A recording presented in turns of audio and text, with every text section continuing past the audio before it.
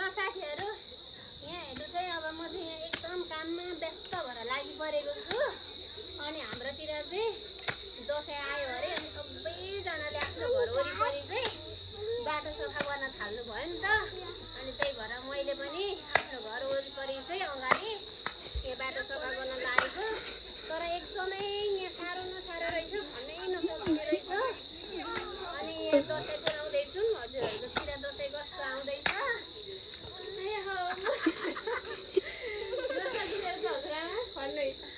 लास्टै साह्रो रहेछ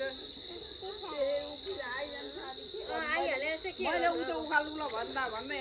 बाटो पिच गर्दैन नि अब के गर्ने